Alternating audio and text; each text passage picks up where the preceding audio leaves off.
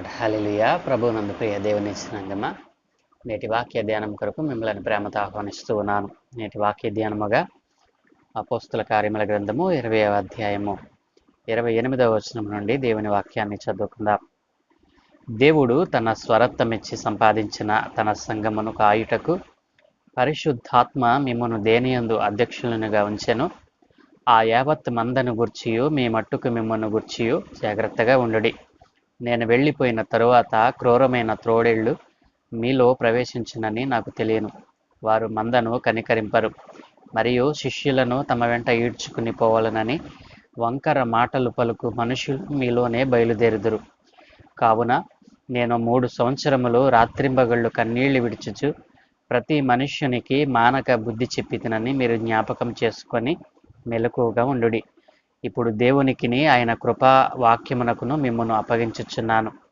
ఆయన మీకు క్షేమాభివృద్ధి కలుగు చేయుటకును పరిశుద్ధపరచబడిన వారందరిలో స్వాస్థ్యము అనుగ్రహించుటకును శక్తిమంతుడు.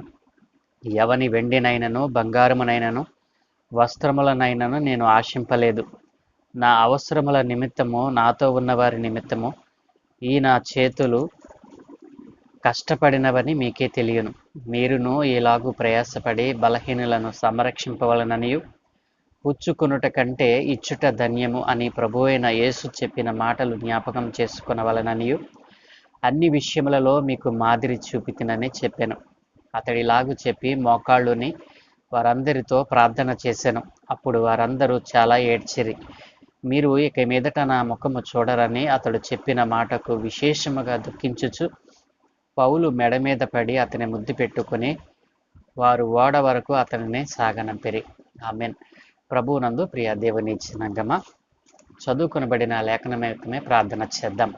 సకల ఆశీర్వాదములకు కారణభూతుడైన తండ్రి, గొప్ప దేవానికి స్తోత్రాలునైనా. ఏ మంచి లేని మా జీవితంలో మరొక నూతన దినాన్ని అనుగ్రహించినందుకే మీకు స్తోత్రాలు తండ్రి.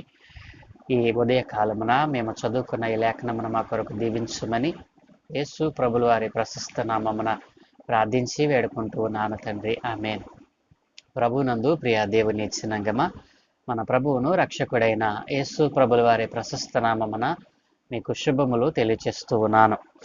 నేటి వాక్య ధ్యానములో మనం ఆలోచన చేసినట్లయితే, మరి ఎఫెసీ సంఘపు పెద్దలను పౌలు గారు పిలిచి వారికి చివరి పలుకులు, చివరి హెచ్చరికలు చేస్తున్నటువంటి మరి లేఖనమును మనము చదువుకున్నాం.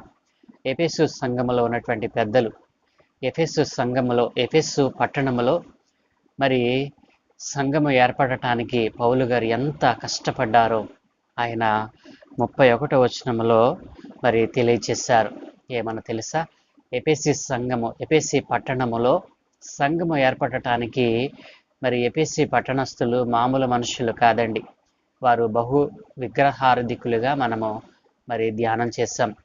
బహు దేవతా ఆరాధికులుగా వారు ఉన్నారు.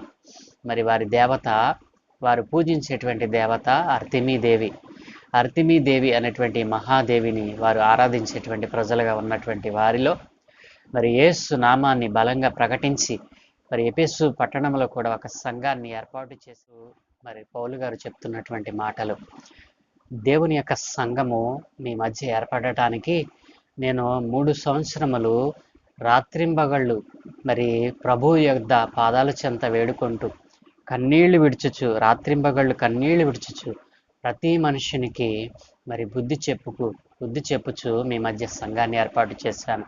ఈ సంఘము నాది కాదు.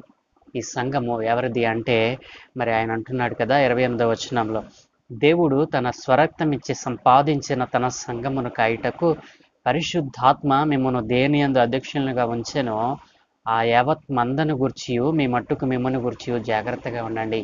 ప్రియ దేవుని సంఘ పెద్దలారా, మీరు మీ మధ్య సంఘమును ఏర్పాటు చేయటానికి నేను ఎంతగా కష్టపడ్డానో, ఆ సంఘానికి అధ్యక్షులుగా అనగా పెద్దలుగా మిమ్మల్ని ఏర్పాటు చేయటానికి పరిశుద్ధాత్మ ద్వారా ప్రేరేపింపబడిన వాడనై మీరు ఈ సంఘానికి పెద్దలుగా మిమ్మల్ని ఏర్పాటు చేశాను.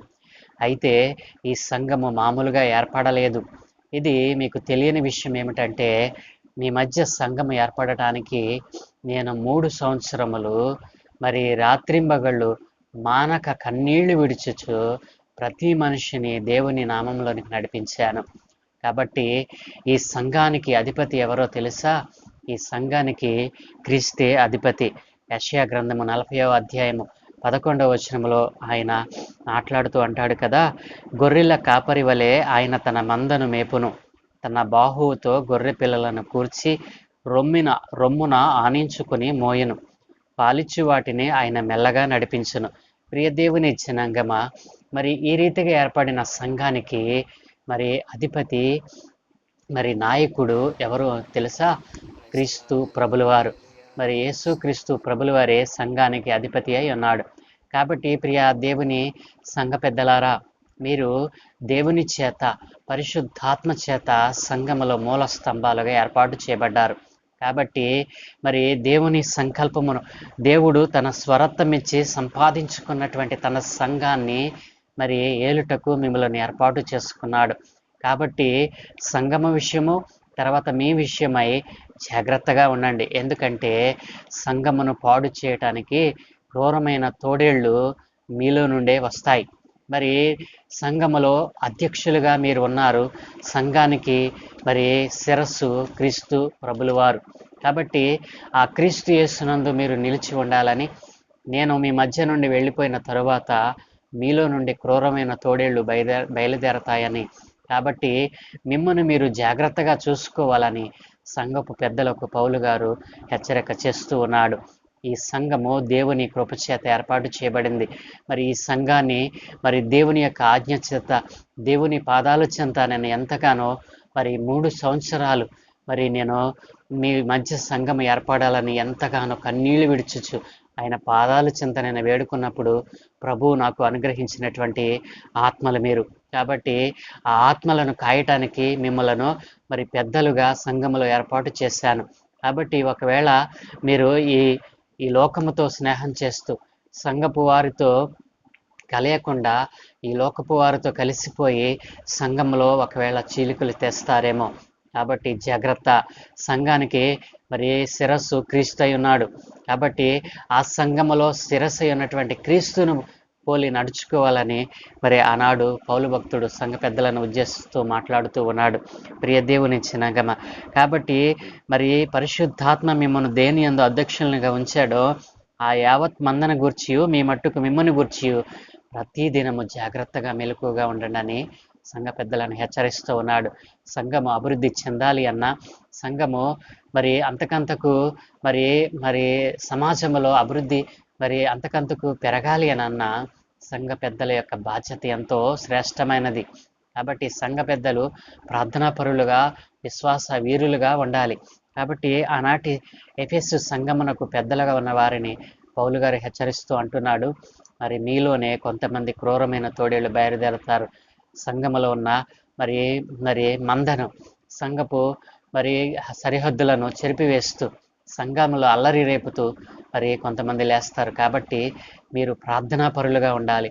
నేను ఏ రీతిగా అయితే ప్రభు పాదాల చెంత మరి 3 సంవత్సరాలు మరి రాత్రింబగళ్ళు కన్నీళ్లు విడుస్తూ ఈ సంఘాన్ని స్థాపించాను, ఈ సంఘము చెడిపోకుండా ప్రభు వచ్చి పర్యంతము దీనిని కాయుమని ఆనాటి సంఘ పెద్దలను ఉద్దేశిస్తూ పౌలు గారు వారు ఉపదేశించినట్లుగా మనం చూడగలం. కాబట్టి ప్రియ దేవుని జనాంగమ, సంఘానికి క్రీస్తు మరి కాపరిగా ఉన్నాడు. కాబట్టి ఆయన అంటున్నాడు కదా, గొర్రెల కాపరి ఏ విధంగా అయితే తన మందను కాస్తాడో మరి తన బాహు చేత పిల్లలన్నిటినీ కూర్చి గొర్రెలను ఏ రీతిగా గొర్రెల కాపరి కాస్తాడో ఆ రీతిగా గొర్రెల కాపరిగా క్రీస్తు సంఘమునకు కాపరి అయి ఉన్నాడు. కాబట్టి ఆ క్రీస్తు సంఘమును మరి క్రీస్తు వచ్చే వరకు పరిశుద్ధముగా మరి ఎత్తబడే సంఘములో ఉండేటట్లుగా దాన్ని కాయుటకు అధికారం కలిగిన వారు సంఘ పెద్దలు. కాబట్టి సంఘ పెద్ద యొక్క ప్రాముఖ్యమైనటువంటి విధులను గురించి పౌలు గారు వారిని హెచ్చరిస్తూ మరి వారితో అంటున్నాడు కదా. కాబట్టి ఇప్పుడు దేవునికిని ఆయన కృపావాక్యమునకును మిమ్మును అప్పగించుచున్నాను. కాబట్టి దేవుని కృపావాక్యమునకు అప్పగింపబడినటువంటి సంఘ పెద్దలైన మీరు చాలా జాగ్రత్తగా ఉండాలి అని, సంఘానికి మూల స్తంభాలుగా ఉన్నటువంటి మీరు మరి సంఘానికి ఉపయోగపడేటువంటి పాత్రలుగా ఉండాలని మరి ఆనాటి ఎఫెసు సంఘ పెద్దలను గురించి పౌలు హెచ్చరిస్తూ అన్నటువంటి మాట. కాబట్టి ఆయన ప్రథమంగా వారిని హెచ్చరించినటువంటి మాట, నేను వెళ్ళిపోయిన తరువాత క్రూరమైన తోడేళ్ళు మీలో ప్రవేశించునని నాకు తెలియను, వారు మందను కనికరింపరు. ప్రియ దేవుని జనాంగమ, మానవ సంఘాలలో మనం చూసినట్లయితే మరి కొన్ని సంఘాలలో బలమైనటువంటి పాత్రలుగా ఉన్నటువంటి పెద్దలు కలరు, మరికొన్ని సంఘాలలో బలహీనమైనటువంటి పాత్రలు కలిగి దేవుని యొద్ద విచారణ చేయనటువంటి, ప్రార్థనా జీవితం లేనటువంటి సంఘ పెద్దలు కూడా కలరు. కాబట్టి సంఘము అభివృద్ధి చెందాలి అంటే సంఘము యొక్క పెద్దల యొక్క పాత్ర ఎంత ప్రాముఖ్యమైనదో ఇక్కడ పౌలు గారు తెలియచేస్తూ ఉన్నాడు. కాబట్టి నా ప్రియ దేవుని జనాంగమ, 1 పేతురు 5వ అధ్యాయం 2వ వచనంలో మరి అంటాడు కదా, బలిమి చేత కాక దేవుని చిత్త ప్రకారము ఇష్టపూర్వకముగాను దుర్లాభాపేక్షతో కాక సిద్ధ మనసుతోనూ మీ మధ్యనున్న దేవుని మందను పై విచారణ చేయొచ్చు దానిని కాయుడి అంటున్నాడు. కాబట్టి సంఘంలో ఉన్నటువంటి పెద్దలు మరి దుర్లాభముతో కూడిన అపేక్షతో కాక సిద్ధ మనసు మరి సిద్ధ మనసు అనేటువంటిది సంఘ పెద్దకు ఉండాలని మరి ఇక్కడ భక్తుడు తెలియచేస్తూ ఉన్నాడు. సంఘాన్ని కాచేటువంటి బాధ్యత సంఘ పెద్దలదే. కాబట్టి పేతురు భక్తుడు అంటున్నాడు కదా, మరి సిద్ధ మనస్సుతో కూడినటువంటి సిద్ధ మనస్సు అనేటువంటిది ప్రతి సంఘ పెద్దకు ఉండాలి అని మరి అంటూ ఉన్నాడు. దుర్లాభముతో కూడినటువంటి అపేక్ష ఏ పెద్దకు ఉండకూడదని, సంఘము అలాగున మరి సంఘములో ఉన్నటువంటి పెద్దలు దుర్లాభాపేక్ష కలిగినటువంటి వారై ఉండకుండా మరి సిద్ధ మనస్సు కలిగినటువంటి వారే ఉండాలని ఇక్కడ భక్తుడు సెలవిస్తున్నాడు. కాబట్టి బలిమి చేత కాక దేవుని చిత్త ప్రకారము ఇష్టపూర్వకముగా దేవుని యొక్క సంఘములో మరి మందను కాయాలని ఇక్కడ భక్తుడు సెలవిస్తూ ఉన్నాడు. కాబట్టి సంఘ పెద్దల యొక్క మరి ప్రాముఖ్యమైనటువంటి మరి పనులను గూర్చి మరి వారి యొక్క విధులను గూర్చి పౌలు భక్తుడు హెచ్చరిస్తూ ఎఫెసు సంఘ పెద్దలకు ఏ రీతిగా హెచ్చరిక చేశాడో ఈ రోజున మన సంఘాల్లో ఉన్నటువంటి పెద్దలు కూడా ఆ రీతిగా మరి ప్రభు సంఘాన్ని కాచేటువంటి వారిగా మరి ప్రభు యొక్క సేవకుల కింద మరి దైవజనుల చేతి కింద మరి ఉంటూ ప్రభు పాదాల చెంత ప్రార్థించేవారిగా, కన్నీళ్లు విడిచేవారిగా సంఘ పెద్దలు ఉండాలని మరి సేవకుడు తెలియచేస్తూ ఉన్నాడు. ప్రియ దేవుని జనాంగమ, ఈ రోజున సంఘములో మరి సేవకుల ద్వారా ఏర్పాటు చేయబడినటువంటి పెద్దగా నీవు ఉన్నావా? సంఘం యొక్క అభివృద్ధిలో నీ యొక్క పాత్ర ఎంత? ఈ రోజున ఒక్కసారి జ్ఞాపకం చేసుకొని ఆనాటి సంఘ పెద్దలు ఏ రీతిగా ప్రభు పాదాల చెంత తమ జీవితాలను పెట్టి సంఘానికి ఉపయోగపడే పాత్రలుగా ఉన్నారు, ఆ రీతిగా ఈ రోజున నీవు కూడా మరి సంఘానికి ఉపయోగపడే పాత్రగా ఉండాలని ప్రభు ఆశపడుతూ ఉన్నాడు. ప్రార్థన. సకల ఆశీర్వాదములకు కారణభూతుడైన తండ్రి, గొప్ప దేవానికి స్తోత్రాలు.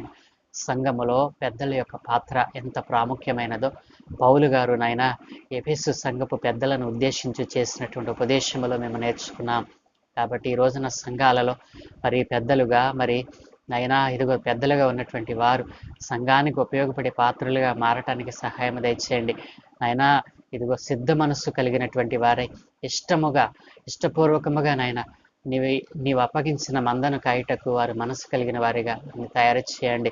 ఎవరైతే దుర్లాభాపేక్షత అయినా ఆ యొక్క సంఘపు పెద్ద పనిని అయినా ఇదిగో ధనముతో కొనుక్కొని మరి సంఘములో చీలికలను ఏర్పాటు చేస్తూ సంఘమును పాడు చేస్తూ ఉన్నారు, ఇట్లాంటి వారితో మీరు మాట్లాడమని, ఆయా సంఘ పెద్దలకు ఉండవలసిన లక్షణాలను వారు సంఘమును ఏ రీతిగా నడిపించాలో మరి పరిశుద్ధాత్మ ద్వారా ఏర్పాటు చేయబడిన వారిగా వారు తమను తాము గుర్తించి ప్రభు పాదాల చెంత వేడుకునేటువంటి ప్రార్థించే వారిగా వారు మారటానికి సహాయం దయచేయండి.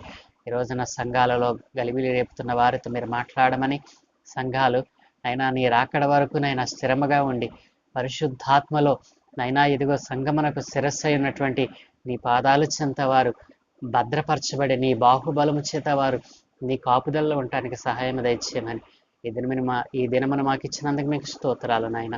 ఈ దినమందు మేము చే పనులన్నిటి మీద మీకు అనుదృష్టి ఉంచి మీ ఆత్మను తోడుగా ఉంచి మీరే మహిమ పొందుకోమని యేసు ప్రభుల వారి ప్రశస్త నామమున ప్రార్థించి వేడుకుంటూ ఉన్నాము తండ్రి. ఆమేన్, ఆమేన్, ఆమేన్.